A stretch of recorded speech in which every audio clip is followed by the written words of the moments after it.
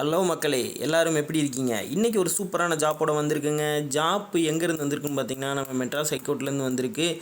நீங்கள் இந்த ஜாப்புக்கு எலிஜிபிளாக இருக்கீங்களா இல்லையா, இந்த ஜாப்போட டீட்டெயில் என்ன, எஜுகேஷனல் குவாலிஃபிகேஷன் என்ன, ஏஜ் என்ன, சேலரி என்ன, மற்ற பெனிஃபிட் என்ன, எல்லா டீட்டெயிலும் மொத்தமாக பார்ப்போம். அண்டு டிஎன்பிசிக்கும் இதுக்கும் டஃப்னஸ் எவ்வளோ இருக்கும், ஆர்ஆர்பிக்கும் இதுக்கும் டஃப்னஸ் எவ்வளோ இருக்கும், அதர் கவர்மெண்ட் போஸ்டிங்கும் இதுக்கும் டஃப்னஸ் எவ்வளோ இருக்குங்கிற எல்லா டீட்டெயிலையும் மொத்தமாக கொடுத்துருக்காங்க. நீங்கள் இந்த ஜாப்பை வாங்கினா எவ்வளோ சேலரி இருக்கும், எவ்வளோ பெனிஃபிட் இருக்கும், உங்களுக்கு அலோன்ஸ்லாம் எவ்வளோ இருக்கும், போனஸ் எவ்வளோ இருக்குங்கிற ஃபுல் டீட்டெயிலில் கொடுக்க போகிறேன். மறக்காமல் இந்த வீடியோ பாருங்கள். அண்ட் இந்த வீடியோ நோட்டிஃபிகேஷன்லேயே ஒரு 3 போனஸ் கொடுத்துருக்குறாங்க. அந்த போனஸை எப்படி செக்யூர் பண்ணிக்கிறேங்கிற டீட்டெயிலையும் உங்களுக்கு கொடுக்குறேன். இது ஒரு ஆஃப்லைன் அப்ளிகேஷனுங்க. ஸோ கவனமாக ஃபுல்லாக பாருங்கள். அட்ரஸ் மாறினா கூட அப்ளிகேஷன் போகாது. ஸோ எந்த மாதிரி டிடி எடுக்கணும், எப்படி அப்ளை பண்ணணுங்கிற ஃபுல் டீட்டெயிலாக நான் கொடுத்துருக்குறேன். A to Z டீட்டெயில் தெரிஞ்சுக்கணுன்னா வீடியோ ஃபுல்லாக பாருங்கள். வீடியோட இடையில முக்கியமான போனஸ் பாயிண்ட் கொடுக்குறேன், மறக்காமல் செக் பண்ணி பாருங்கள். வாங்க வீடியோக்குள்ளே போகலாம்.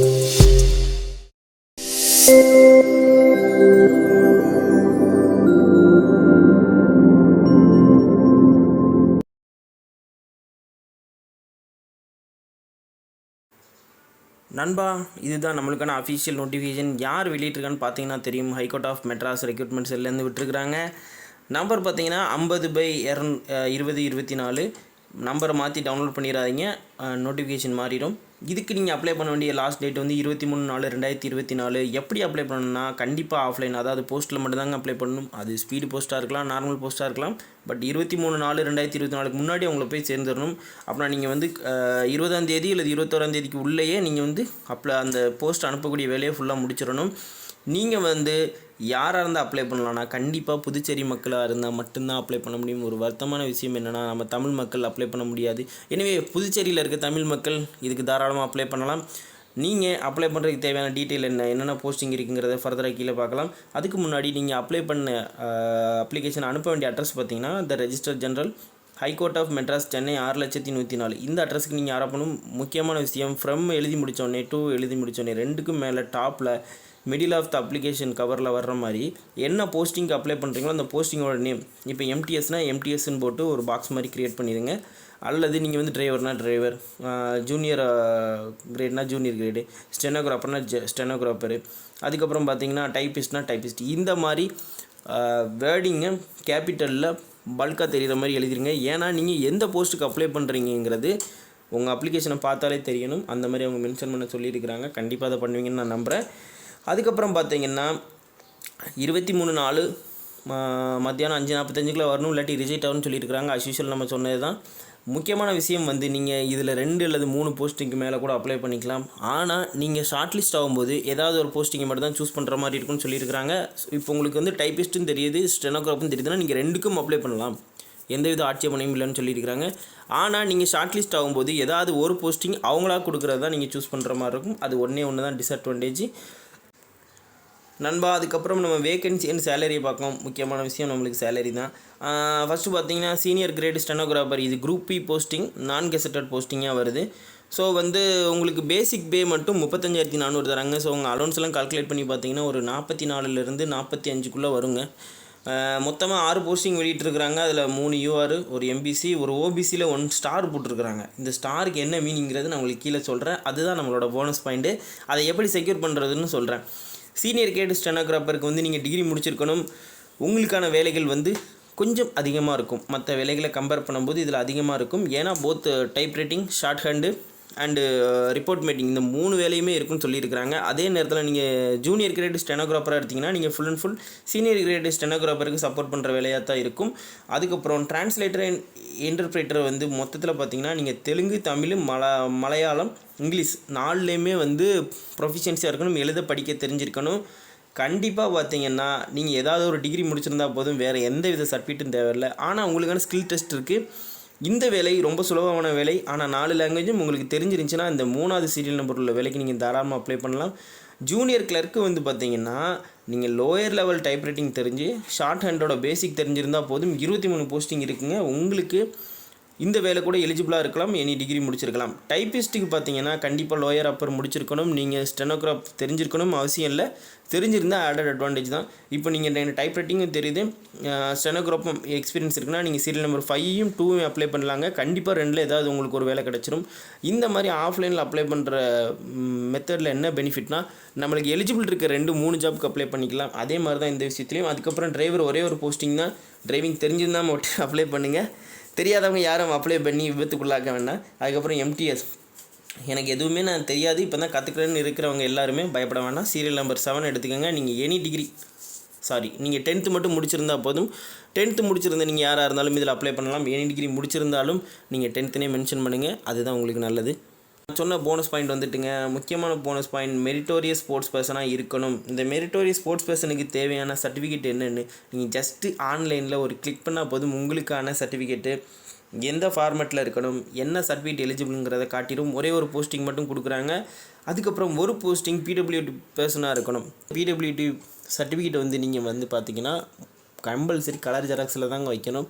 எந்த ஒரு சர்டிஃபிகேட்டாக இருந்தாலும் நீங்கள் இந்த ஆஃப்லைனில் அனுப்புறது பிளாக் அண்ட் ஒயிட்டில் வைக்காதீங்க. ஏன்னா பிளாக் அண்ட் ஒயிட்டில் வைக்கிறது எல்லாருக்கும் வியபிளாக இருக்காது. உங்கள் அப்ளிகேஷன் எடுத்து பார்த்தோன்னே அடுத்தடுத்த பேஜ் திருப்பி பார்க்குற மாதிரி இருக்கணும். 3 போஸ்டிங் எக்ஸ் சர்வீஸ்மென் கோட்டா கொடுத்துருக்கோம். நீங்கள் எக்ஸ் சர்வீஸ்மென் பீப்புளாக இருந்தீங்கன்னா கண்டிப்பாக டிஸ்சார்ஜ் புக்கையும் ஒரு காப்பி எடுத்து வைங்க, மறக்காமல் வைங்க. 2 போஸ்டிங் எனம் அண்ட் மகின்னு போட்டிருக்காங்க. இது என்னென்னு எனக்கும் தெரியலங்க. கண்டிப்பாக தெரிஞ்சிருந்துச்சுன்னா மக்களே எனக்கு கொஞ்சம் ஹெல்ப் பண்ணுங்கள். உங்களுக்கு தெரிஞ்சிருந்தால் நீங்கள் எனக்கு கமெண்டில் சொல்லுங்கள், நான் உங்கள்கிட்ட கற்றுக்குறேன். அதுக்கப்புறம் பார்த்தீங்கன்னா ஏஜ் ரிலாக்ஸேஷன் எப்படி பார்த்தீங்கன்னா மினிமம் 18 இயர்லேருந்து அப்ளை பண்ணலாம். நீங்கள் மேக்ஸிமமாக 35 கொடுத்துருக்குறாங்க. அதுலேயுமே பார்த்தீங்கன்னா நீங்கள் எக்ஸ் சர்வீஸ்மேனாக இருந்தால் ரிட்டர்ன் ஆனதுலேருந்து 3 வருஷமும், விடோவாக இருந்தீங்கன்னா +10 இயரும், அண்ட் பிடபிள்யூடி அதர் பர்சனாக இருக்கிறீங்க, அதுலேயும் எஸ்சிஎஸ்சியாக இருக்கீங்கன்னா உங்களுக்கு அப் டு 10 இயர்ஸ் வரைக்கும் ஏஜ் ரிலாக்ஸேஷன் கொடுக்காங்க. இதில் டிபார்ட்மெண்ட் கேண்டிடேட்ஸுக்கு அந்த மாதிரி எதுவுமே கொடுக்கல. மற்ற எல்லாருமே நீங்கள் காமனில் தான் வரும். நீங்கள் விடோவாக இருந்து கணவனால் கைவிடப்பட்டவங்களாக இருக்கிறீங்க, உங்களுக்கு எஸ்சிஎஸ்டியாகவும் இருக்கீங்கன்னா நீங்கள் அதில் அப் டு 40 இயர்ஸ் வரைக்கும் நீங்கள் அப்ளை பண்ணிக்கலாம். நீங்கள் ஸ்போர்ட்ஸ் பர்சனாக இருக்கீங்கன்னா உங்களுக்கு 10 வருஷம் வரைக்கும் ரிலாக்ஸேஷன் தராங்க. நீங்கள் எந்த மாதிரி ஸ்போர்ட்ஸ் பர்சனாக இருக்கணுங்கிறது எந்த விதத்துலையும் மென்ஷன் பண்ணல. பட் ஆனால் நீங்கள் மெரிட்டோரியஸ் ஸ்போர்ட்ஸ் பர்சனுங்கும்போது நீங்கள் கண்டிப்பாக ஸ்டேட் ஈவெண்ட்டு அட்லீஸ்ட் ஒன்றாவது அட்டன் பண்ணியிருக்கிறோம். நேஷ்னல் ஈவெண்ட் அட்டன் பண்ணியிருக்கிறவங்களுக்கு வாய்ப்பு பிரகாசமாக இருக்குது. நீங்கள் நேஷ்னல் ஈவெண்ட்டில் வாலிபால், த்ரோபால், ஃபுட்பால், கபாடி இந்த மாதிரி நீங்கள் ஏதாவது அட்டன் பண்ணியிருக்கலாம். ஆர் நீங்கள் அத்லெட்ஸ் பர்சனாக இருந்தீங்கன்னா கண்டிப்பாக ஸ்டேட் ஈவெண்ட்டு, கண்டிப்பாக ஸ்போர்ட்ஸ் பர்சனுங்கிறவங்க ஸ்டேட் ஈவெண்ட்டில் கண்டிப்பாக ஒரு 4 ஈவெண்ட்டாவது அட்டன் பண்ணியிருப்பீங்க. ஒருத்தான ஈவெண்ட்டுக்குள்ளே சர்டிஃபிகேட் எந்த சர்டிஃபிகேட் இருக்கோ அதை நீங்கள் வச்சு அப்ளை பண்ணிக்கலாம். ஒவ்வொரு போஸ்டிங்க்கும் தேவையான குவாலிஃபிகேஷன் என்னென்னு பார்க்க போகிறோம். சீனியர் கிரேடு ஸ்டெனோகிராஃபருக்கு நீங்கள் ஏதாவது ஒரு டிகிரி முடிச்சிருக்கணும். முக்கியமான விஷயம் உங்களுக்கு டெக்னிக்கல் குவாலிஃபிகேஷன் என்னென்ன இருக்குன்னா லோயர் ஸ்டெனோகிராஃபரும், ஜூனியர் கிரேடில் இங்கிலீஷ், அதுக்கப்புறம் பார்த்தீங்கன்னா டைப் ரைட்டிங்கில் ஹையர் லோயர் முடிச்சிருக்கணும். Type writing lower, junior grade Tamil, Malayalam, Telugu 3 லாங்குவேஜ்லேயும் உங்களுக்கு டைப் ரைட்டிங் தெரிஞ்சிருக்கணும். இது தெரிஞ்சிருந்தால் மட்டும் இந்த போஸ்டிங்க்கு அப்ளை பண்ணுங்கள். ப்ராப்பராக மென்ஷன் பண்ணியிருக்கும் போது நம்ம அந்த கொலிஷன் இல்லாமல் அப்ளை பண்ணோன்னா நம்மளோட அப்ளிகேஷனை கேன்சல் பண்ணிடுவாங்க. நீங்கள் ஃபைனல் ஸ்டேஜ் போயிருந்தாலும் கூட உங்களுக்கு அந்த பேசிக் இல்லைன்னா இது பண்ணிடுவாங்க. நீங்கள் இது போக உங்களுக்கு அடிஷ்னலாக தமிழ், மலையாளம், தெலுங்கு, கன்னடம், ஹிந்தி எல்லாம் தெரியுதுன்னா ஒன்றும் பிரச்சனை இல்லைங்க. உங்கள் சர்டிஃபிகேட் வெயிட்டேஜ் ஆகிட்டு போகும். ஸோ உங்கள் அப்ளிகேஷன் ப்ராசஸும் குயிக்காக முடியும். மலையாளம் எனக்கு தெரில, ஆனால் மற்ற 2ம் தெரியுதுன்னு சொல்லிட்டு அப்ளை பண்ண வேண்டாம். கண்டிப்பாக ஷார்ட் அவுட் பண்ணி ரிஜெக்ட் பண்ணிடுவாங்க.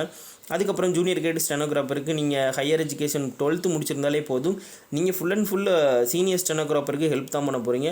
ஸோ உங்களுக்கும் சேம் குவாலிஃபிகேஷன் தான், சேம் தான். அந்த குவாலிஃபிகேஷன் இல்லைன்னா தயவு செஞ்சு அப்ளை பண்ணி அப்ளிகேஷன் கடைசி வரைக்கும் போய் ரிஜெக்ட் ஆகிற பெயின் அனுபவிக்காதீங்க.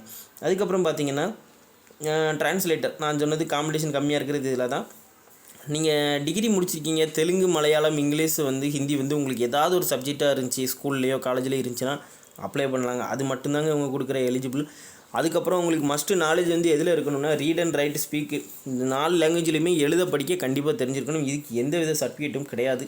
ஸோ தாராளமாக நீங்கள் அப்ளை பண்ணலாம். ஜூனியர் கிளர்க் நீங்கள் 12th பாஸ் ஆகிருந்தால் போதும். உங்களுக்கு லோயர் டைப் ரைட்டிங் தெரிஞ்சால் போதும். அதே மாதிரி தமிழ், இங்கிலீஷ், மலையாளம், தெலுங்கு. ஸோ நீங்கள் Tamil, English, Malayalam type writing தெரிஞ்சிங்கன்னா இந்த 4 போஸ்டிங்கில் எதையாவது ஒன்று தட்டி தூக்கிடலாங்க. அதுக்கப்புறம் டைப்பிஸ்ட்டுக்கும் சேம், லோயர் மட்டும் முடிச்சிருந்தா போதும். Tamil, English, Malayalam, Telugu same as usual தாங்க. ஃபுல்லாக டைப்பிஸ்ட் ஸ்டெனோ ரிலேட்டடான ஒர்க்கு தான் இருக்குது. டிரைவர் அண்ட் டாஸ்கிங் ஸ்டாஃப் வந்து ரொம்ப ஈஸியாக இருக்கும். ஆனால் போஸ்டிங் கம்மியாக இருக்கிறதுனால காம்படிஷன் கொஞ்சம் அதிகமாக இருக்கலாம். நண்பா, எக்ஸாம் ஃபீஸ் வந்து 750 ரூபா காமன் பீப்புளுக்கு கொடுத்துருக்குறாங்க. அதுவும் நீங்கள் வந்து டிரைவர் எம்டிஎஸ்க்கு அப்ளை பண்ணுறீங்கன்னா 500 ரூபா. மீதி உள்ள மேலே உள்ள stenographer, junior stenographer, clerk, typist, translator இந்த மாதிரி போஸ்டிங் அப்ளை பண்ணுறீங்கன்னா 750 ரூபா வருது. நீங்கள் உமன், எஸ்சி, எஸ்டி, பிடபிள்யூடி, எக்ஸர்விஸ்மேனாக இருந்தீங்கன்னா எந்த போஸ்டிங் அப்ளை பண்ணாலும் ஃப்ரீ. ரொம்ப சந்தோஷமான விஷயம். நீங்கள் எஸ்சி, எஸ்டியாக இருக்கீங்க, உமனாக இருக்கீங்கன்னா உங்களுக்கான ஃபீஸ் எதுவுமே கிடையாது. அதுக்கப்புறம் பார்த்தீங்கன்னாங்க உங்களுக்கான டிசபிலிட்டி வேல்யூஸ் கொடுத்துருக்குறாங்க. பிளைண்ட் லெவலு, இயரிங் லெவலு இதெல்லாம் கொடுத்துருக்குறாங்க. உங்களுக்கு தேவைப்பட்டால் பார்த்துக்கோங்க. இந்த பிடிஎஃப் எங்கே டவுன்லோட் பண்ணணும், எப்படி பார்க்கணுங்கிற லிங்க்கை நான் கீழே கொடுத்துருக்கேன். மறக்காமல் செக் பண்ணி பாருங்கள். பேஸாப் போஸ்டிங் வந்து உங்களுக்கு வந்து கண்டிப்பாக புதுச்சேரி அதோட ஆஃபீஸஸில் தான் இருக்கும். சப் ஆஃபீஸு, ரெஜிஸ்டர் ஆஃபீஸ் இந்த மாதிரி இடங்களில் தான் இருக்குன்னு சொல்லியிருக்கிறாங்க. ஸ்கீம் ஆஃப் செலெக்ஷன் வந்து ஒரே ஒரு ரிட்டன் டெஸ்ட்டு இருக்குங்க. ரிட்டன் டெஸ்ட் முடிஞ்சோடனே நீங்கள் என்ன போஸ்டிங் அப்ளை பண்ணியிருக்கீங்களோ அதுக்கான ஸ்கில் டெஸ்ட் இருக்குது. இதுக்கான மார்க் அடிப்படையில் மட்டும்தான் மெரிட் எடுக்கிறாங்க. இது எல்லா எக்ஸாம்லேயும் பண்ணுறது தான். பட் இதுக்கும் டிஎன்பிசிக்கும் என்ன வித்தியாசம்னு பார்த்தீங்கன்னா ஹார்ட் லெவல் தாங்க. நீங்கள் டிஎன்பிசிக்கு இப்போ வந்து ஒரு 100 மார்க் கொடுக்குறீங்கன்னா நான் அந்த கோர்ட் எக்ஸாமுக்கு வந்து ஒரு 60லேருந்து 65 மார்க் தான் கொடுப்பேன். அந்த அளவுக்கு தான் அதில் டஃப்னஸ் இருக்கும்.